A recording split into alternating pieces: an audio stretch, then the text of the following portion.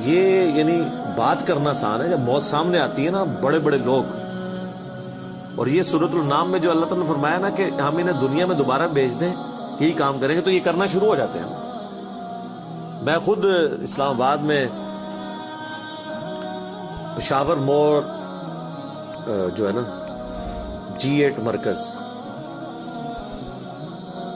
اسے پشاور موڑ بھی کہتے ہیں، جس طرح G9 مرکز اسلام آباد میں اسے کراچی کمپنی کہتے ہیں، تو ادھر میں ایک دفعہ ایک ٹیکسی میں نے لی، تو وہ ٹیکسی والے سے میری ڈسکشن شروع ہوئی، تو وہ کہنے لگا جی مجھے تو اللہ تعالیٰ نے نئی زندگی دی ہے۔ کہتا ہے جی میں ادھر ہی کھڑا ہوا تھا تو پیچھے سے ایک بڑا ٹریلا آ کے چڑھ گیا۔ یہ ٹریلے آپ کو پتا کس سپیڈ پہ چل رہے ہوتے ہیں، یہ بڑے بڑے جو وہ ڈیمپرز، جن کو ڈیمپر کہتے ہیں۔ اور کہتا ہے جی میں تو گھر والے بھی آ کے بس سارے رشتہ دار کے کر کے مل کے جا رہے تھے۔ شفا انٹرنیشنل میں وہ کئی ہفتے تک وینٹیلیٹر کے اوپر رہا۔ وینٹیلیٹر پہ اس طرح کے جو لوگ ہیں بہت کم ہی ہوتا ہے کہ واپس آئے، پھر آہستہ آہستہ ریکوری ہو گئی، یعنی وہ تو موت کے منہ سے بلکہ نئی زندگی لے کے واپس آئے۔ تو میں نے اس سے پہلا سوال یہ کیا کہ اب تم زندگی کیسے گزار رہے ہو، نماز پڑھتے ہو، مسلمان ہو؟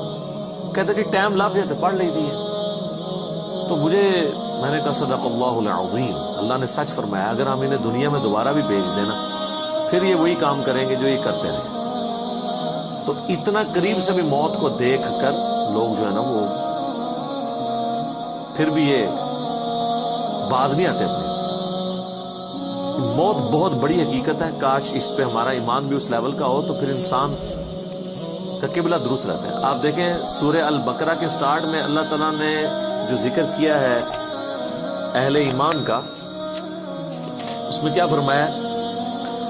والذین یؤمنون بما انزل الیک، وہ ایمان لاتے ہیں جو اے نبی تمہاری طرف نازل ہوا، وما انزل من قبلک، اور جو نازل ہوا تم سے پہلے،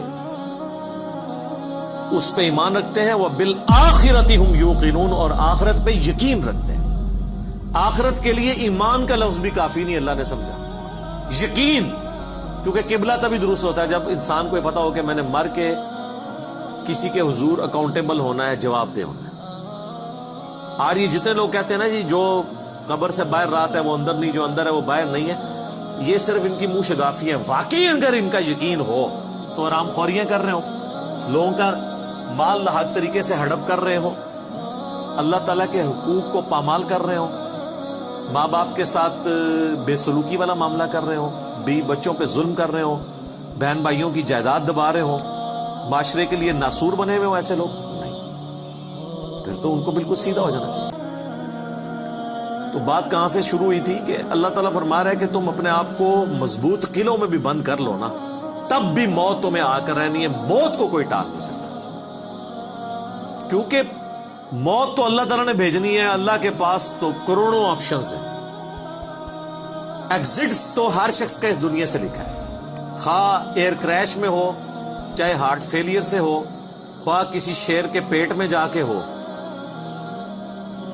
خواہ کڈنی فیلئر سے ہو، خواہ کسی روڈ ایکسیڈنٹ میں ہو، ہر بندے نے دنیا سے جانا ہے اور وہ طے ہے، اس سے آگے پیچھے نہیں ہوگا۔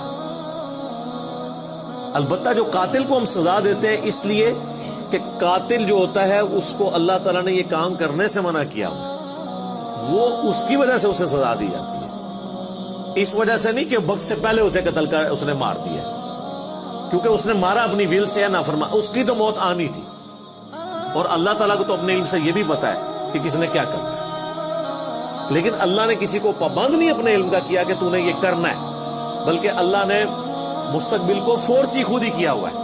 جس طرح ایک استاد جب کسی نالائق شاگرد کو پیپروں سے ایک ہفتہ پہلے کہتا ہے کہ پتر تو فیل ہو جانا ہے، اور وہ فیل ہو بھی جائے، تو اس استاد کو آگے نہیں گلا کر سکتا ہے وہ اسٹوڈنٹ کے سر جی تھوڑی زبان بڑی کالی ہے، تسی کیا سی تاں میں فیل ہویا، میں نے بڑی محنت کی تھی۔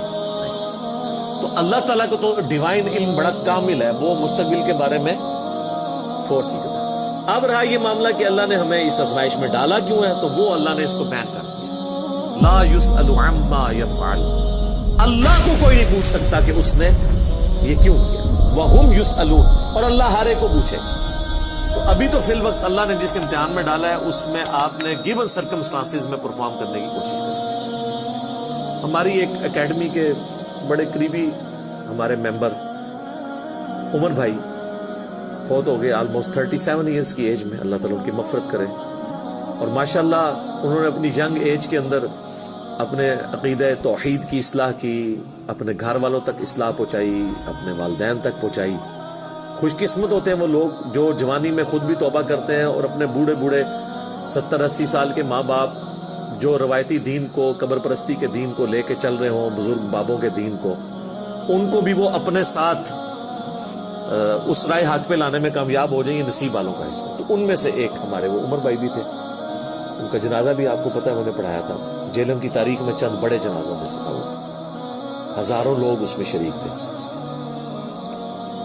تو ان کی اچانک ڈیتھ ہوئی ہارٹ فیلئر سے. ینگ ایج میں اگر کسی کو ہارٹ اٹیک ہو تو یہ چانس ہوتے ہیں کہ اس کا ہارٹ فیل ہو جائے گا، کیونکہ ہارٹ ریئیکٹ کرتا ہے. بوڑھا بندہ پھر بھی سروائیو کر جاتا ہے. تو مجھے صحیح طرح یاد ہے کہ وہ ان کا ہارٹ فیل ہونے سے کچھ عرصہ پہلے کی بات ہے، 2017 میں جب میرے پہ پہلی دفعہ مرڈر اٹیمپٹ ہوئی 28 اکتوبر کو، اور اس میں میرا کافی خون بھی ضائع ہوا، کافی زیادہ زخم آیا، آپ لوگوں کو پتہ ہے. تو اس کے بعد میں عمر بھائی کے پاس ایک دفعہ گیا، ان کے شاپ پہ، ان کی فرنیچر کا بہت بڑا کاروبار ہے جیلم میں. تو میں نے گپ شپ شروع ہوئی تو مجھے کہتے ہیں علی بھائی میں چاہ رہا ہوں آپ کے لیے نا کوئی باڈی گارڈ رکھ دیتے ہیں، تو میں اس کی پیمنٹ کر دیا کروں گا. تو میں نے ان کو کہا کہ میرے بھائی آپ کا ابھی تک یہ یقین کامل نہیں ہوا کہ موت کو کوئی ٹال نہیں سکتا.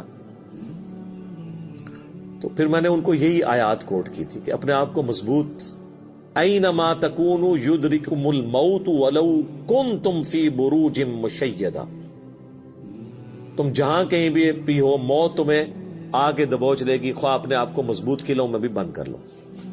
تو میں نے ان کو بھی یہ بات سمجھائی. میں نے کہا میرے بھائی باہر کی ٹریفک کو تو آپ کنٹرول کر سکتے ہیں، کسی حملہ آور کو تو آپ روک سکتے ہیں، اندر جو اتنی کمپلیکس ٹریفک ہے، روزانہ میرا دل 1,00,000 دفعہ دھڑک کر 10,000 لیٹر خون پمپ کرتا ہے میری نسوں میں، اس ٹریفک کو کون کنٹرول کر سکتا ہے؟ 25 دفعہ ڈائلیسس کرتے ہیں روزانہ میرے گردے، یہ کام کرنا چھوڑ دیں، اس کو کون کنٹرول کر سکتا ہے؟ 23,000 دفعہ آلموسٹ پھیپڑے سانس اندر کرتے ہیں، اتنی دفعہ باہر کرتے ہیں. اب تو یہ کورونا کی وجہ سے لوگوں کو پوچھے نظر ان کو سانس لینا کتنا مشکل ہو رہا ہے، ریکوری ہوتے بھی کئی مہینے لگتے ہیں. یہ سانس ہمیں خود لینا پڑ جائے نا یاد کر کے، ایک دن نہیں آپ سانس لے سکتے. 12,000 دفعہ ہماری یہ پلکیں جھپکتی ہیں، اور یہ اگر آپ کو روزانہ یوں کرنی پڑ جائے تو بس پھر آپ کوئی اور کام نہیں کریں گے، یہی کرتے رہیں گے. تو یہ سب کچھ میری مرضی کے بغیر اللہ تعالیٰ یہ سارے معاملات کو لے کے چل رہا ہوتا ہے. تو ہم باہر کی ٹریفک کو تو شاید مینج کر لیں کسی حد تک، وہ بھی کنفرم نہیں ہوتا. کئی بار روڈ ایکسیڈنٹ میں آپ دیکھتے ہیں لوگ اپنی جگہ پہ صحیح سائڈ پہ جا رہے ہوتے ہیں، مخالف سمت سے کوئی گاڑی آتی ہے، اس کا ٹائر پھٹتا ہے، وہ لڑکتی ہوئی دوسری طرف آ کے 4-5 بندے نیچے دے دیتی ہے. ان کا تو کوئی قصور نہیں ہے، وہ تو ہوتے ہی دوسری. یہ تو میں نے خود اس طرح کے ایکسیڈنٹس اپنی آنکھوں سے بھی دیکھے، تو پتہ ہی نہیں چلتا. تو باہر کی ٹریفک کو آپ کسی حد تک مینج کر لیں گے، لیکن اندر کی ٹریفک کو تو کوئی بھی نہیں کر سکتا. اور دیکھیں کچھ عرصے کے بعد ان کی اندر کی ٹریفک ہی فیل ہوئی اور دنیا سے چلے گئے. اللہ تعالیٰ ان کی مغفرت کرے.